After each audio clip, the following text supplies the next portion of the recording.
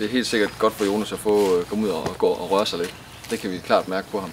Og her er der nogen, der sørger for, at han kommer trafiksikkert i skole, og så man er tryg ved at sende ham afsted. Jeg går op til kurven på stoppestedet, og så siger jeg hej, og så krydser jeg mig ind, og så begynder vi at gå. Når man går, så er man tryg, fordi der er nogle store, så ved man, de kan passe på en. Åbenlyse ting er jo, at han får noget motion fra morgenstunden af. Han kommer ud og går en tur, i stedet for at skal sidde i bilen. Får noget frisk luft. Så er man meget bedre gearet til at starte skoledagen. Og Jonas er en dreng som alle andre på 8 år, så han har masser af krudt.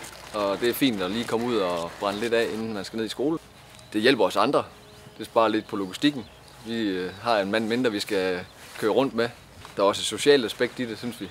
At han møder nogen fra 6. og 7. klasse, som han faktisk går og snakker med, når de går derned.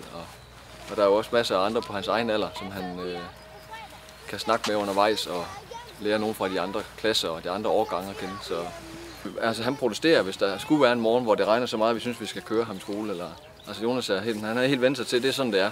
Det er morgenrutinen.